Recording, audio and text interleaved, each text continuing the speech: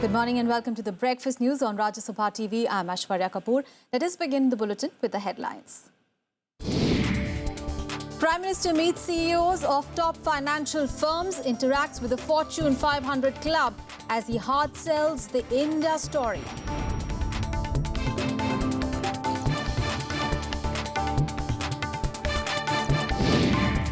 Prime Minister also meets top media barons to understand trends in the communication industry.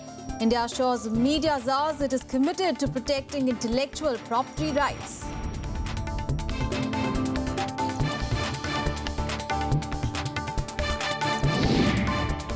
Four Indians among the 717 killed in a stampede during the Hajj in Saudi Arabia. Second tragedy in a month at the world's holiest site for Islam.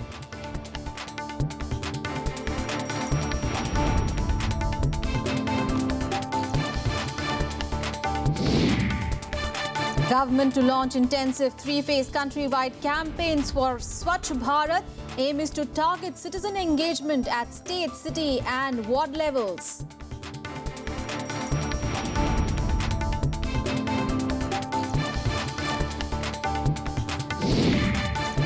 And Saurav Ganguly named Jagmohan Dalmia's successor for the Cricket Association of Bengal. No clarity though on who will replace Dalmia as the BCCI chief.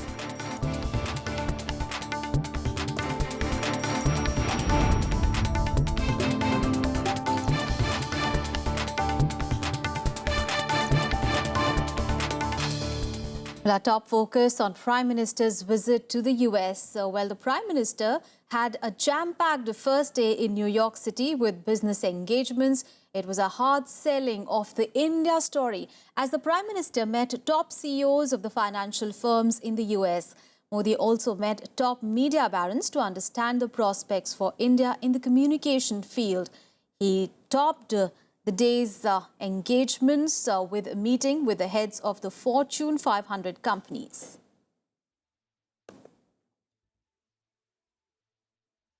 All right, so India is open for business and the top priority for Modi government is reforms in governance. Now, this is what Prime Minister Narendra Modi told a group of more than top executives of America. Now, this was over a dinner that was organized for Prime Minister Narendra Modi. Remember, this is the second visit of Prime Minister in a year in the United States. And he has a jam-packed schedule. Remember, now he will be also meeting US President Barack Obama on the sidelines of the UN General Assembly on Monday. And this is going to be a crucial meeting. And the discussions would include issues related to climate conference as well. Remember, the two leaders had held cordial talks in New York earlier this year as well. Now, this marked a warming of relations. And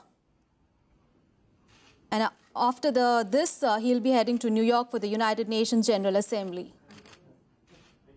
Thank you, sir.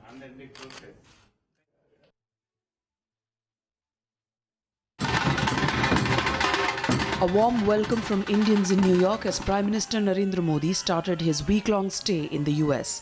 His day began with business. In the biggest pitch yet to woo US investments, Prime Minister Narendra Modi quoted top financial sector CEOs to sell the India growth story, assuring them their concerns will be resolved and bottlenecks removed.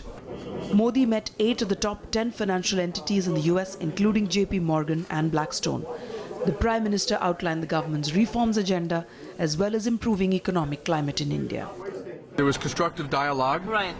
It was in the spirit of collaboration, in the spirit of lifting up India, trying to get more foreign direct investors there. And the Indian people should know that all the businesses are devoted to that. And JP Morgan's been there for a long time. We have 28,000 employees in India. I was very pleased with the comments from the Prime Minister. India is an area, a country that is very attractive to us for potential investment. And the issues that he is addressing overall will be very helpful for us in making decisions to put more capital. And there were many suggestions to how to improve access to the country and efficiency, and the Prime Minister was very open to those suggestions. It was a very important meeting because the Prime Minister was able to hear from them what their expectations were from India. As you know, most of them have invested in India and have invested in India for very many years. All of them said that India is the biggest market for them in terms of the phenomenal growth in entertainment channels, in terms of the youth in India, wanting more such content. And they asked for, speedier digitization of the Indian systems. The PM also outlined his vision for Startup India, Stand Up India. The next engagement was with chief executive officers of top media houses in New York for a roundtable on media, technology and communications. The focus of the meeting with over a dozen media honchos was to understand the trends in media and communication technologies and the opportunities for India. News Corp, 21st Century Fox, Sony, Discovery, Time Warner, A&E, Vice Media, comprising nearly 40% of the world's entertainment industry, was in attendance at the meeting. The Prime Minister assured the CEOs that India was committed to protecting the intellectual property rights. The Prime Minister also met top businessmen personally as they called on him at his New York hotel. These include Ajay Banga, chairman of the US-India Business Council and member of the Advisory Committee for Trade Policy and Negotiations, and Michael Bloomberg, business tycoon, philanthropist, and former mayor of New York. I told him that American businesses are looking for principally predictability in policy. And, that includes getting the GST passed, it includes the clarity on the minimum alternative tax that has now come, but it took a year and a half to get it. But predictability in policy and the speed of providing that predictability is what they're looking for. The icing on the cake, so to say, was Modi's meeting with Fortune 500 CEOs, which was his last engagement of the day. At a special event, Modi met the heads of the famed $4.5 trillion club. For more investment during its interaction with CEOs, Modi would have to speed up reforms and ease tax regulations to convince them. With camera person Shudipto, Sujit Rajan in New York. All right. In fact, Sujit Rajan is now joining us live from New York. Thank you so much, Mr. Rajan, for joining us. Now, Sujit, the big question is that Prime Minister Narendra Modi has had a packed schedule during his US visit, of course, but he also met the CEOs, the top CEOs in the United States. But looking at this entire visit, what is really the top focus of this visit? That's right, Aishwarya. When the Prime Minister came here last year, the focus was on Swachh Bharat, a Clean India campaign by 2019. This year around, it's all about Make in India, a Digital India campaign. As we heard earlier in the program, he met a lot of the top CEOs in New York. He held a financial roundtable. There was a media roundtable. And in the evening, he hosted 47 CEOs at a dinner. He also held 10 to 15-minute duration one-to-one meetings with several CEOs. And remarkably, one amongst them was Tim Burke, who is the head of ICOM, one of the top providers of global architecture and design and structural firms in the world. That just shows Modi's intent. But here's the takeaway. Some of the causes that really trouble the CEOs about India is their deregulation policies. They want taxes to be eased, the bankruptcy laws. And Modi, on his part, emphasized India's strong growth. Last year, there was 7.3% GDP growth, 40% growth in FDI. And also, India was among the very few nations which were not really bothered about a Fed rate increase. Going forward, one of the things that the CEOs and the Indian delegation really agree upon is public-private partnership. Aishwarya? Right, Rajan, also, there's a lot of excitement about the address, the UN address that Modi would be addressing. Now, he would be addressing world leaders at the UN Sustainable Development Summit. He'll also there meet President Barack Obama. So, obviously, the focus will shift from the commerce, really, to the social field. Prime Minister Modi will be one of the first speakers at the Sustainability Development Summit tomorrow. This is a big shift from the Millennium Development Goals, which are now over. And India is the leader in eradicating poverty and also empowering women by 2030. India being one of the largest developing nations in the world with the second largest population, the world looks up to it. And Modi perhaps want to reach out with that message that India is ready for the task, but they have their own concerns. And they are ready to do the reforms as required. But the world would also have to adhere to some of India's demands. Aishwarya? Right. Rajan, also, of course, there's a lot of excitement surrounding Prime Minister Narendra Modi's visit to the United States. But also, at the same time, now Pope Francis is in Washington and in New York City. So there must be a lot of excitement surrounding that visit as well. So tell us more about that. Absolutely. In fact, Pope Francis has taken over not only Washington, D.C., but New York City as well. He arrived in New York City today, and the roads have never been packed like this ever before, even during the peak of the UN summit. Crowds lined up on Fifth Avenue to have a peek at him. And tomorrow, he will be addressing at the Madison Square Garden to a packed house of 20,000 people at noon. This is the same venue where Narendra Modi addressed the diaspora on September 28 last year. So Pope Francis is there in the headlines. If you look at the media, the newspapers, the TV, star, and probably really deserves it. All right, Sujit. Well, thank you so much for those details there. We'll keep coming back to you for more on that story. Now, moving ahead, Prime Minister Modi also held bilateral sessions in New York. He met his Bangladeshi counterpart, Sheikh Hasina. Both the leaders are in New York to attend the 70th session of the annual United Nations General Assembly meet. Modi would attend the summit on 25th of September. It was Modi's third meeting with Hasina in the recent months and came against the backdrop of the settlement of the boundary question. During his visit to Dhaka in June, Modi had also announced a fresh $2 billion line of credit for Bangladesh. Well, Modi also met the president of Guyana, David Arthur Gregor, for a bilateral session. Now, Gregor presented Modi copies of 2 monographs written by him. This is Modi's first ever meeting with Gregor, who became Guyana's president on 16th of May this year.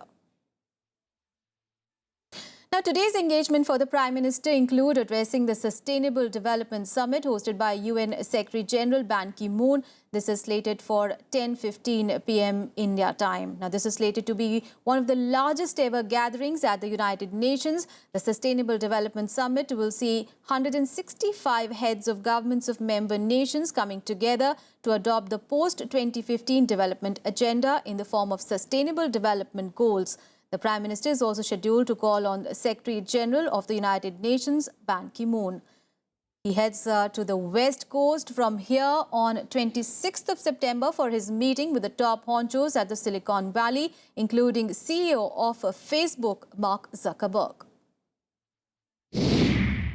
Prime Minister will reiterate India's claim for a rightful place in the UN Security Council. The demand, however, will face stiff opposition. With camera person Shudipto, Sujit Rajan in New York.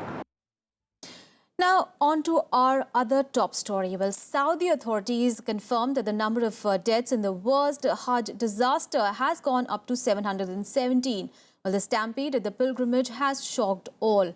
4 Indians have also been confirmed dead in the tragedy as the government is coordinating with the Saudi authorities for further information. All other governments also are trying to locate their nationals.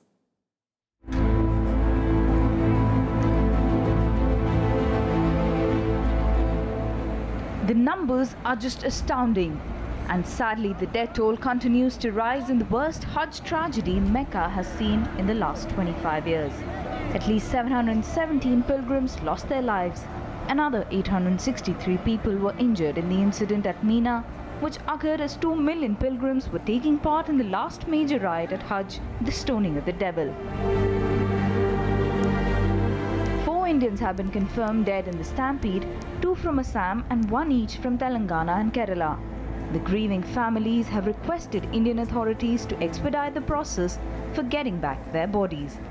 आते थे एक तो हमारे फुप्पू नीचे चलने में गिर गए गिरने से इंतकाल हो गया आज 1-1:30 बजे फोन आया हमें तेलंगाना गवर्नमेंट से क्या रिक्वेस्ट कर रहे हैं हमें ऐसा बॉडी को जल्दी से जल्दी बॉडी को लेकर आओ। मोडालिटीज ऐसे होती हैं कि जो भी डेड बॉडीज होती हैं वो मॉर्चरी ले जाई जाती हैं। मॉर्चरी में वो सब बॉडीज जमा कर दी जाती हैं। उसके बाद सऊदी अथॉरिटीज जो हैं उनकी फोटोज लगाते हैं आइडेंटिफिकेशन के लिए। तब मॉर्चरी खोली जाती है, तब जाकर हमारे लोग की एंट्री हो सकती है और तब रिलेटिव्स के साथ जाकर हम शिनाख्त कर सकते हैं कि ये बॉडीज जो हैं किसकी हैं और किसकी नहीं हैं। तो इसलिए अभी हम किसी तथ्य के अनुसार नहीं कह सकते। The accident occurred around the Jamarat wall, where pilgrims go to perform a ritual, the stoning of the devil, one of the main rites of Hajj. Two large groups of pilgrims were converging at the crossroads through the camp at Mina to Jamarat. Within minutes, the crowd lost control and the situation went out of hand. People tripping over, climbing on top of each other just to breathe. All around, there were unsettling images of bodies piled on top of each other, clad in plain white Hajj garments. More than 220 ambulances and 4,000 rescue workers rushed to the location to help the injured. The incident has shocked and saddened all worldwide. Issues, I'd like to join the President of General Assembly in expressing my deepest condolences to many hundreds of people who died, and my deepest condolences to the families and friends and governments and people of those affected. And I sincerely hope that under the leadership of Saudi Arabia, there will be immediate necessary assistance for those people, and hope that injured people will get speedy recovery.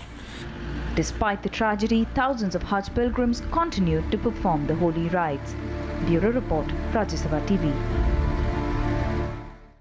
All right, for more on this, let's go across to Mr. Bobby Naqvi, who's the Nation Editor of Gulf News. Thank you so much, Mr. Naqvi, for joining us this morning. Mr. Naqvi, now this is the second disaster really to strike Mecca in just 2 weeks. There was a crane collapse earlier in which 109 people were killed. And just 2 weeks later, we are seeing this kind of disaster. Obviously, an inquiry has been initiated. But what is the latest that you are getting?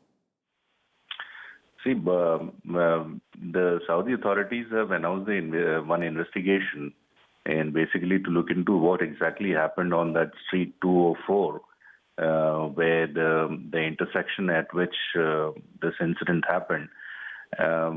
Other than that, we have there have been no real information exactly what happened.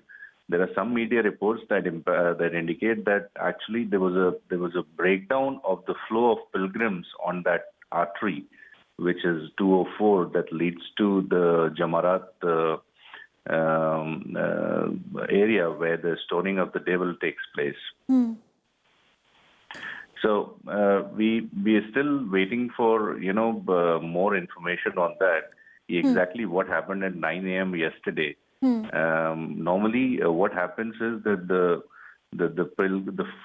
flow of pilgrims is steady and gradual, and there's a timetable allocated to groups of people who walk towards the Jamarat structure. It seems that somewhere, because of some reason, there was a breakdown of the flow, and that is why at one point of time, which is around between 9 and 10, apparently two groups of people, the two flow of people met at one point from opposite direction. This is what we understand happened yesterday. All right. Thank you so much, Mr. Naqvi, for joining us. So it is not very clear exactly what led to the tragedy, but obviously this is the deadliest incident really to occur during this pilgrimage in the last 25 years. Well, the shocking statistics of the Mecca tragedy have jolted the Saudi authorities as well. Now, Saudi King Salman has asked for a swift investigation into the painful incident. Not just that, the deaths of at least 717 pilgrims at the holy site have forced the authorities to face the growing concerns over the infrastructure and crowd management capabilities, with the number of pilgrims increasing every year. Two tragedies at the Mecca just 2 weeks apart. 110 people died in the accident 2 weeks back when a construction crane toppled off the roof. The recent one has surpassed all in terms of the loss of lives. At least 717 people lost their lives, making it the deadliest accident at Mecca in 25 years. Saudi authorities were quick to respond to the stampede, sending ambulances and rescuers to the site. Saudi King Salman has ordered an investigation into the incident. He accepted there was a need to improve the level of organization and management of movement of pilgrims. اللي وجهنا الجهات المعنية بالتعقيب في ملابساته ورفعنا بالنتائج في أسرع وقت ممكن لا يقلل ما تقومون به من أعمال جليلة. But authorities insisted the stampede occurred because many pilgrims moved without respecting the timetables established by authorities. طبعا الحادث كما يعلم الجميع هو حادث تدافع بسبب الازدحام وبسبب تحرك بعض الحجاج بدون اتباع خطط التفويج من قبل الجهات الأمنية والتعليمات اللي تصدرها لهم. The Hajj, the world's largest annual gathering of people, has been the scene of numerous deadly stampedes, fires and riots in the past. The Saudi authorities have spent billions of dollars on upgrading and expanding Hajj infrastructure and crowd control technology to prevent such incidents. But these two incidents have highlighted the need for a thorough safety review. They have raised serious doubts about whether Saudi authorities are equipped to handle the increasing strain of pilgrims. Bureau Report, Rajya Sabha TV. And in other news, as part of the national sanitation campaign Swachh Bharat, government will launch an intensive 3-phase countrywide cleanliness campaign starting today. The 5-phase begins from today, commemorating the birth anniversary of late Pandit Deen Dayal Upadhyay, and will end with the birth anniversary of Jai Prakash Narayan on 11th of October. Well, this phase aims to target citizen engagement at state, city and ward levels. The second phase that would begin on, begin on 31st of October would focus on extensive cleanliness drive in public transportation across the nation. Similarly, 11 theme-based cleanliness drives are planned as part of the third phase starting from 1st of November till 31st of March next year. And on the occasion of Eid ul-Zuha, Jammu and Kashmir government has ordered a termination of internet data services from today morning up till 10 p.m. Saturday night. The directive by police to all service providers comes amidst a controversy over beef ban. The police says internet could be misused by anti-social elements to create communal tension. The measure comes in the backdrop of a High Court directive for implementation of a law that bans slaughter and selling of beef. Some separatist groups have said that they will defy court order.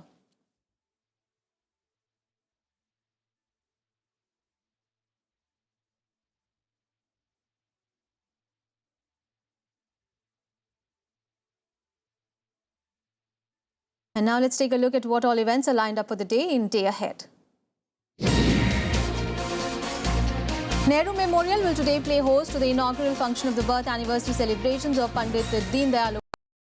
Speaker Sumitra Mahajan will be the chief guest. Home Minister Rajnath Singh and Finance Minister Arun Jaitley will be the guest of honour. A special pictorial exhibition has been put together for the occasion. The Modi government had decided earlier this year to commemorate 11 icons through 2015-16, including the Jan Sangh leader Pandit Deen Dayal Upadhyay.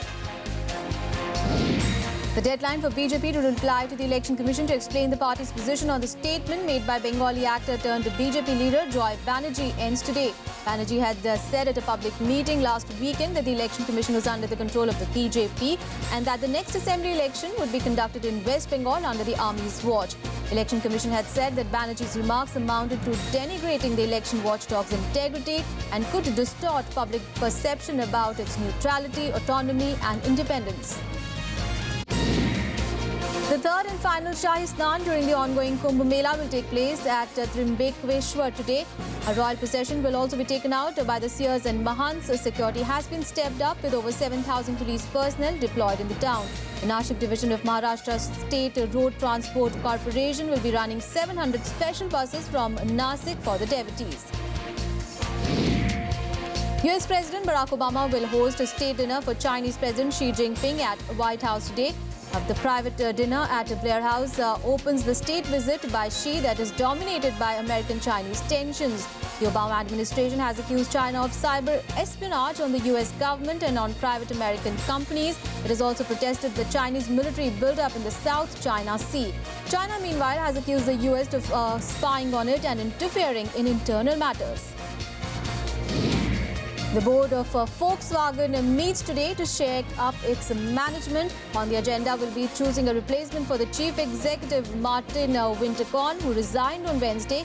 The board may try to find a permanent successor, or it may appoint a temporary chief executive. It is also expected to dismiss executives tainted by the scandal over the rigging of emission tests by software in its diesel cars in the United States.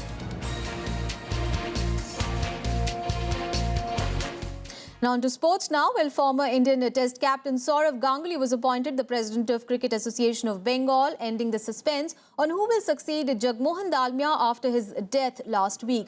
The announcement was made by West Bengal Chief Minister Mamata Banerjee. However, top BCCI bosses met on Thursday to find Dalmia's successor as the board chief.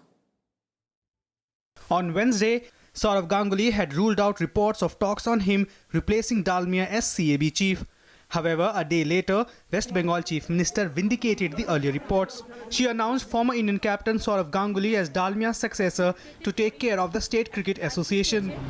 যেখানে মাথায় একজন কাউকে তো থাকতেই হবে এবং আমার মনে হয় বেস্ট হচ্ছে জগুদার সাথে যারা খুব ক্লোজ ছিল তারা সবাই মিলে বসে যদি একটা ডিসিশন নেয় cricket family is very important. I'm thankful to my colleagues for giving me this responsibility, and also the remaining 117 members. So from that point of view, if this 117 members agree, I will take over the responsibility and try and do the best for them. Meanwhile, BCCI is still in the dark as who will replace Dalmia as the board president. After he died last Saturday, there have been several names that have come up as possible candidates. Two former BCCI chiefs, N. Srinivasan and Sharad Pawar, met on Thursday. While Amitabh Chaudhary expressed eagerness to replace Dalmia from the East Zone, name of Shashank Manohar is also being discussed. Bureau Report, Rajya Sabha TV. And some more sporting news in Sports Beat. Singapore's Peter Gilchrist won the fourth title of his career by defeating the defending champion Pankaj Advani of India 6-4 in the final of the 2015 World Billiards Championship on Thursday. Saurav Kothari and Nalan Patel, who lost the semi-finals, shared the bronze. Advani is the lone Indian to have won snooker and billiards world championships in all formats. Indian shuttler Ajay Jairam climbed up 7 places to be ranked world number 25 in the latest rankings issued by the Badminton World Federation. Reaching the final at the Korea Open helped him re-enter the top 25. K. Srikanth and P. Kashyap retained their 5th and 8th positions respectively. In the women's singles, Saina Nehwal continues to be number 1 while PV Sindhu remained at number 13.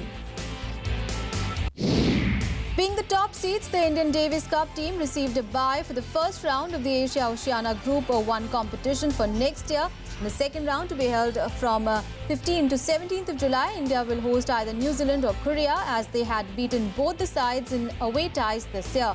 India lost the World Group playoff tie against the top seeds, the Czech Republic, 1-3 last week to remain in the Asia-Oceania Group 1 zone.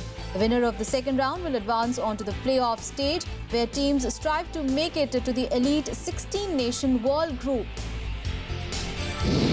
Sweden's Henrik Stenson is in a pole position after firing a 7 under 63 for a 2-shot lead in the first round of the Tour Championship. Stenson posted 6 birdies and an eagle, 3 at the 9th hole at East Lake Golf Club. The 39-year-old Swede topped a leaderboard that featured other international players, including Englishman Paul Casey, who was sole second after 65, and Northern Irishman Roy McIlroy, who shared third with the British Open champion Zach Johnson at 66. That's all in this edition of Breakfast News. Thanks for watching.